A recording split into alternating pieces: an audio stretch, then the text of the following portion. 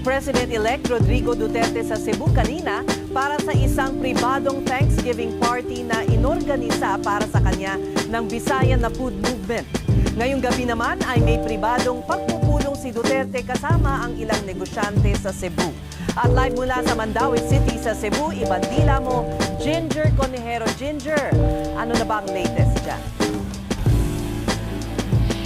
Narito tayo ngayon sa labas ng Adnama Building sa Mandaue City kung saan kasalukuyan nagkakaroon nga ng private meeting si President-elect Rodrigo Duterte kasama ang ilang businessmen at leaders dito sa Cebu.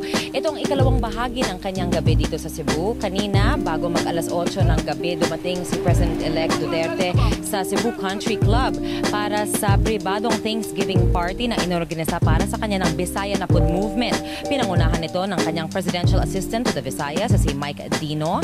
Matapos ang kanyang speech, nagkaroon ng pagkakataon si Duterte na lumabas at makausap ang mga tao sa labas ng country club. Dito, nagpasalamat si Digong sa suporta ng mga Cebuano. Nangako rin siya na uunlad ang mga buhay ng mga taga Cebu pero tiis lang muna sa ngayon. Humingi rin si Duterte ng paumanhin dahil konti lang daw ang naimbita sa Thanksgiving party at inulit din niya na susubpuin niya ang problema sa illegal na droga. Daghan kay salamat. Isa ka presidente yun mo Bisaya. Kumusta mo? Warang-arang lagi atong kinabuhi. Maningkamo tanga mo arang-arang atong kinabuhi. Basta ako nag-servisyo ko kaninyo. So di atong makiksuna na nga sorry kayo nga di ko maka kontrolado na ang akong di man na sila pabuot, sila may gusto mong buot sa akong lihok, so minimum.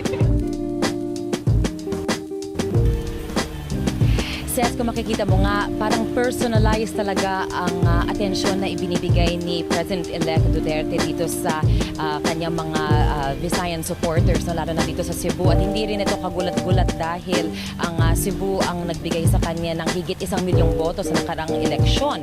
So talagang medyo inaasahan din siya ng kanyang mga supporters at sa mga nangangampanya sa kanya na personal lang pumunta siya dito sa Cebu.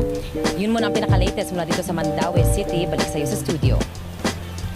Ginger, may posibilidad kayang may kunin siyang appointment na Cebuano dahil may mga bakante pa na posisyon sa kanyang gabinete?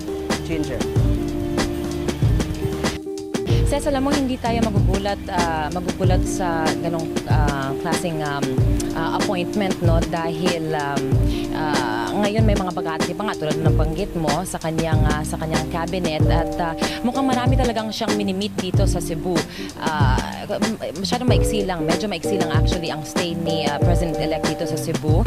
Nakatakda rin siyang umuwi or bumalik din sa Davao bukas, pero siksik ang kanyang pag-meet sa mga business leaders at saka sa mga businessmen dito sa Cebu. Nakausap din natin si Lito Banayo kanina. Tinanong ko nga siya kung ano nga ba ang pag-uusapan dyan sa private meeting dito.